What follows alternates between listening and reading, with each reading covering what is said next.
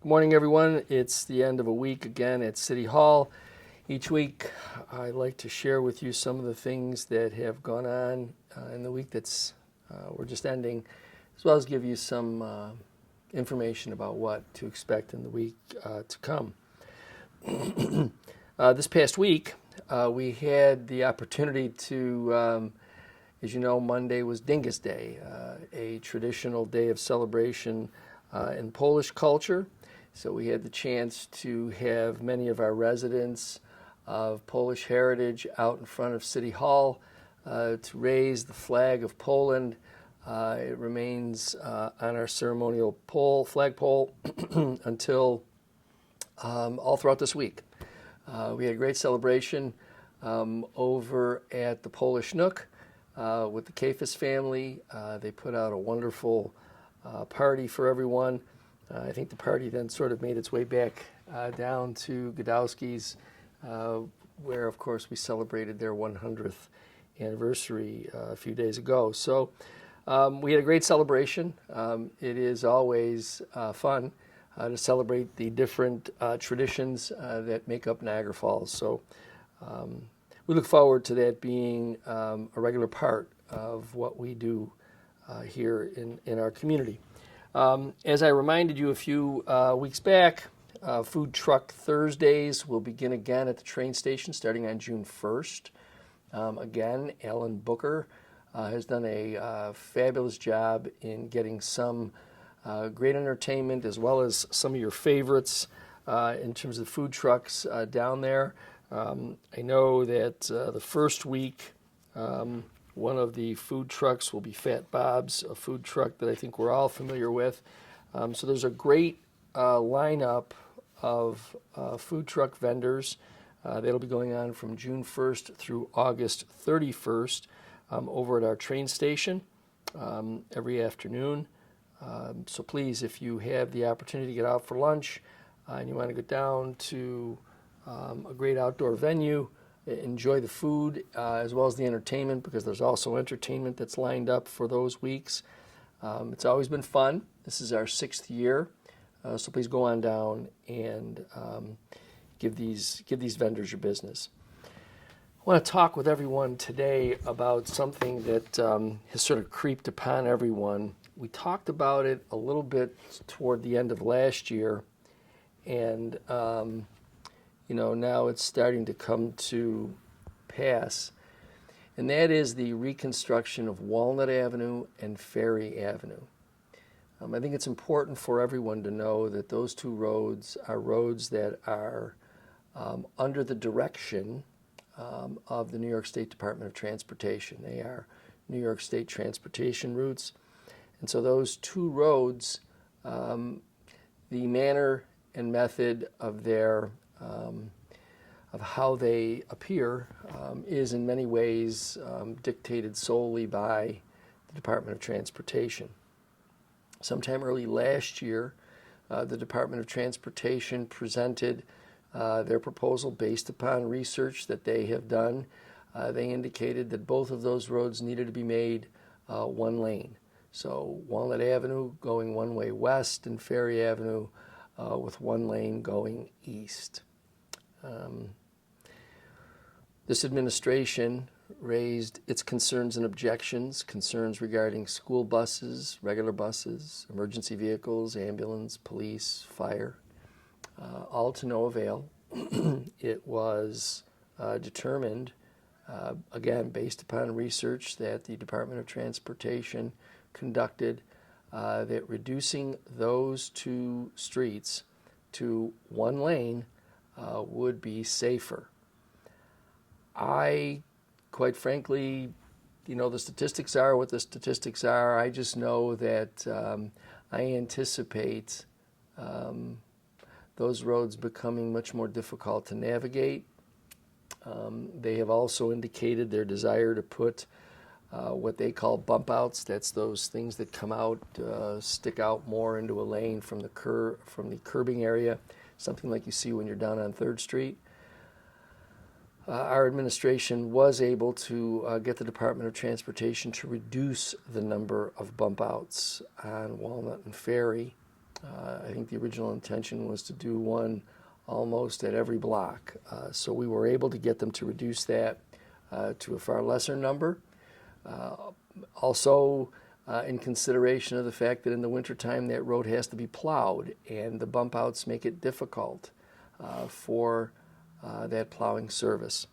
So I guess I can simply say to the residents, I join in your frustration. We agree with you that the change to one lane is going to be difficult, if not impossible, for people to navigate, especially in emergency situations. But again, this is a Department of Transportation determination. They are going forward, as you can see, if you're down in that area, they're going forward with their project. And obviously, I mean, to the extent that you have frustration with that, that's a state issue. And if you feel the need to take this up with state representatives, please know that I've already expressed my frustration to them. So again, I just ask for your patience as the state goes through this, recognizing that, again, our administration joins in with the residents in thinking that this is not necessarily the best proposal. I had the chance again to be down in the south end of our community, looking at some of the rundown and dilapidated properties that are owned by the Milstein Group and NFR. It's really, I took a look at some of them with some of our members of code enforcement. It's really kind of terrible the way they have allowed the neighborhood to deteriorate without any concern for the people who still live in that area. But I think that speaks really more to their lack of concern for this community, as well as their lack of concern for whatever commitments they claim to have made to improving Niagara Falls. But our administration will continue to, as we did with the developer up at the north end, Blue Cardinal, we will continue to hold these folks accountable for the properties that they do own.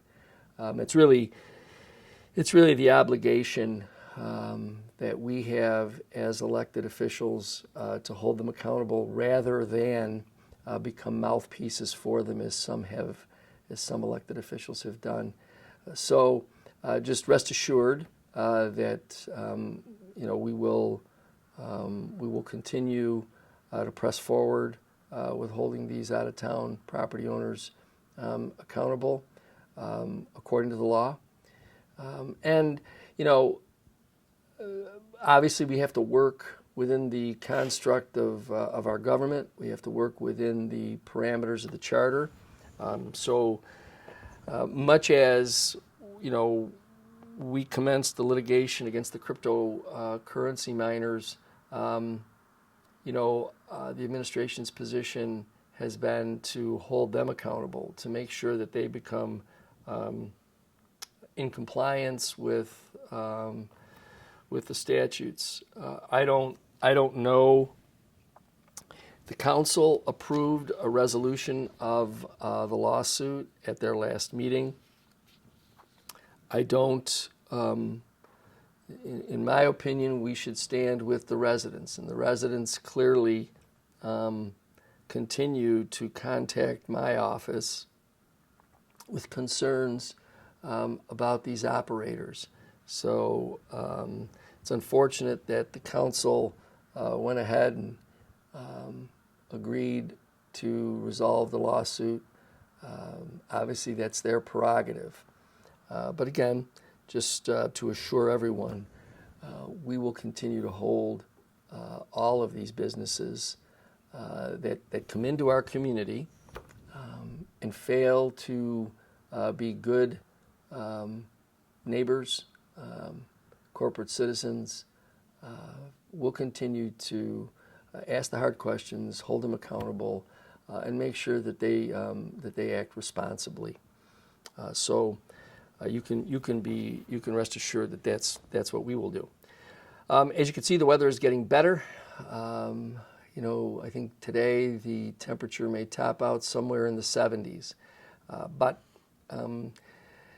while I'm going to tell everybody as you go outside and enjoy yourself, please enjoy all these great days, but understand that this is still the early part of spring and things could change in the snap of a finger. In fact, we are being told that next week we may see a snap back to colder temperatures. So please, when you're out and about, especially in this warm weather, be mindful of joggers, be mindful of folks who are riding their bicycles. If you're operating on the road in your vehicle, please make sure that you obey the traffic control devices. It's really safety for everyone. It's not, my request of you is not intended to delay you or to make your life a little more complicated. It's just a request really to make sure that everybody is safe out there as the weather gets better and we're all out and about. I ask you to please have a safe and enjoyable weekend, and I look forward to talking to you again next week.